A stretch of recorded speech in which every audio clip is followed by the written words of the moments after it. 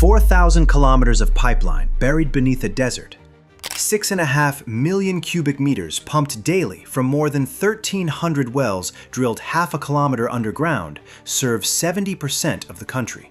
The engineering works perfectly. The water it is moving fell as rain 40,000 years ago. It is not being replaced. An entire nation's water supply runs on a resource with an expiration date, and no one has identified what comes after it. Join Beyond the Limits as we trace how the largest irrigation system ever built locked a country into a water source that cannot be renewed, and why, when the aquifer empties, there is no engineering solution waiting. In the 1950s, crews drilling for oil in southern Libya struck something unexpected. Not petroleum, water.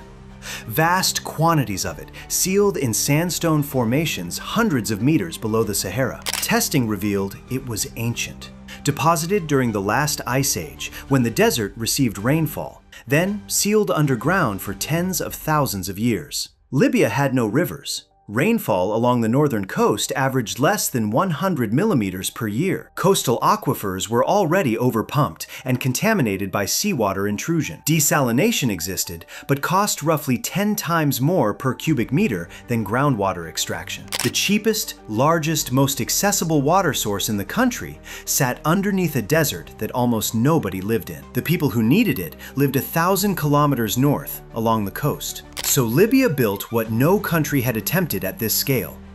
In 1984, construction began on the Great Man-Made River.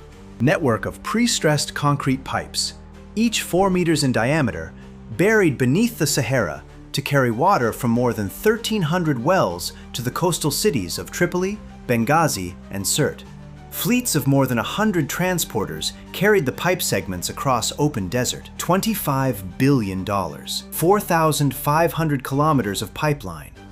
Enough raw material, according to the project authority, to construct 20 Great Pyramids. The first water reached Benghazi in 1991. Tripoli received its connection in 1996. Water erupted from taps that had been dry for years. Farms that had struggled with coastal salinity switched to fresh groundwater overnight. Agricultural land expanded. Cities that had rationed supply gained reliable water pressure for the first time. Libya's government called it the eighth wonder of the world. At the Al Kufra Oasis in Libya's southeast, one of the original extraction zones, monitoring wells tracked what was happening underground. Between 2005 and 2015, the water table dropped an average of 5.5 meters. Not across the entire aquifer, directly beneath the wells that were feeding the pipeline. The water was measurably retreating from the infrastructure built to reach it. Nobody connected this to the engineering triumph happening at the surface. The water beneath the Sahara is not like water in a river or a rain-fed reservoir. It is fossil water. Rainfall that percolated into sandstone during wet climatic periods tens of thousands of years ago, when the Sahara was green savanna. The last significant recharge occurred approximately 38,000 years ago. Since then, the climate dried, the rains stopped.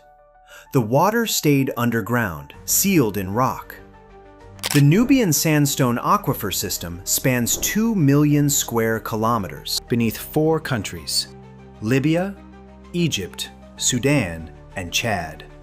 It holds an estimated 150,000 cubic kilometers of groundwater. That number sounds inexhaustible. It is not.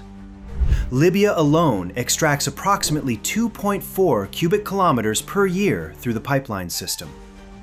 The recharge rate in Libya's extraction zones is, according to hydrogeologists who have studied the formation, effectively 0.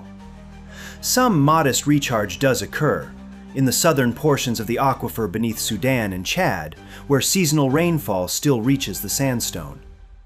Estimates range from roughly 1 to 3 cubic kilometers per year across the entire 2 million square kilometer system. But that water enters the aquifer 1,000 kilometers from where Libya's wells are pumping. It does not reach them on any human timescale. The extraction equation is simple.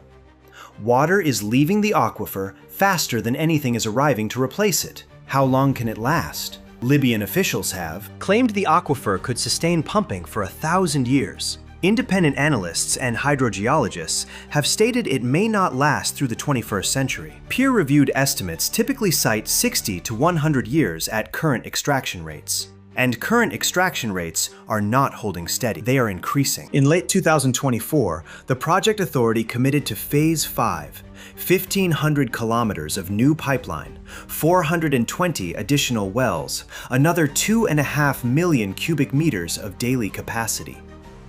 The infrastructure designed to solve the water crisis is expanding. The resource it depends on is finite. Nobody published a timeline for what happens when the expansion meets the limit. The aquifer does not belong to Libya, and that was a detail the original project planning barely addressed. Egypt operates its own extraction program from the same system. The Toshka Land Reclamation Project, launched in the late 1990s, drills into the Nubian Sandstone to irrigate desert farmland south of the Nile. Sudan and Chad tap the aquifer at smaller scales. 4 countries, 1 underground reservoir, no binding agreement governing how much each country can withdraw. The International Atomic Energy Agency and UNESCO have facilitated monitoring cooperation since 2006. But monitoring is not allocation, and allocation requires something none of the 4 governments have agreed on: a shared extraction ceiling. Each country draws down a resource that none of them can replenish. And when one country's wells begin to falter, it does not mean the aquifer is empty. It means the water table has dropped below the reach of that country's infrastructure. Libya's 1,300 wells were drilled to specific depths. The pipeline network is fixed. Redrilling at greater depths across 4,500 kilometers of desert would require a construction program comparable to the original project.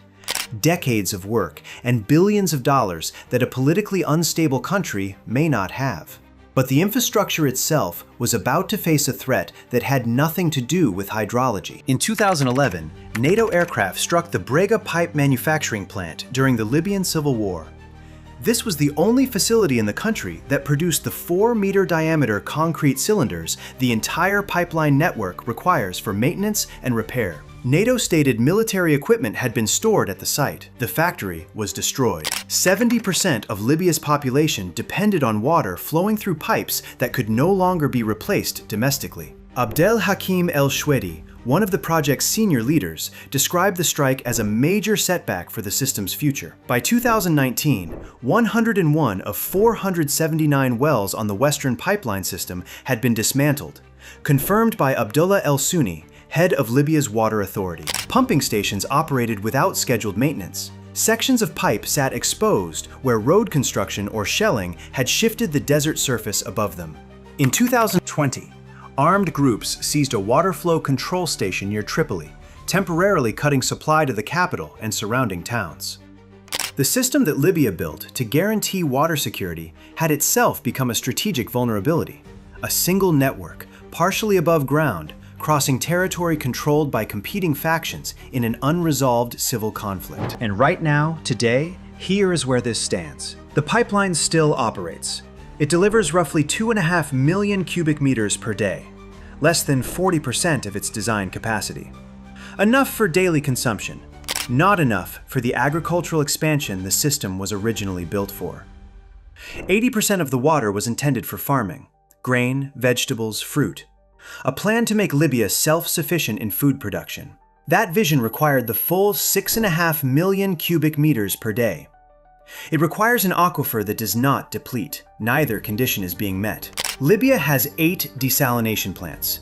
7 run at approximately 28% of their operational capacity. 1 is not functioning at all. Desalination accounts for roughly 1.4% of Libya's total water supply. No Libyan government has adopted desalination as a strategic alternative. Malak Al-Teb, a researcher who has studied Libya's water infrastructure, described the situation directly. Alternative water resources are essential, but the country has not built the systems to provide them. There is no published national water strategy for the period after the aquifer declines. The Great Man-Made River did exactly what it promised.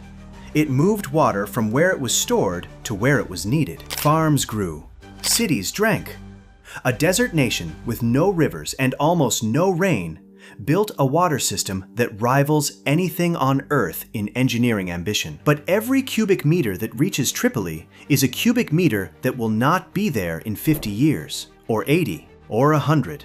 The exact number is uncertain. The direction is not. The system works by consuming the thing that makes it possible. No engineer failed. No institution was negligent in the way a faulty design is negligent. Libya needed water. The aquifer was the largest and cheapest source available. The pipes were laid with precision. The water flows. But the resource has an end, and no one built what comes after it. When the aquifer drops below the reach of the wells, 4,500 kilometers of pipeline will sit beneath the Sahara, structurally intact, connected to nothing. Saudi Arabia faced a version of this arithmetic. It depleted its primary fossil aquifers and transitioned to desalination. That transition required the largest desalination infrastructure on Earth. More than 9 million cubic meters of daily capacity. Plants costing between $500 million and $7 billion each, and over $80 billion in total water sector investment. Saudi Arabia could finance it because it controls the largest oil revenue stream on the planet.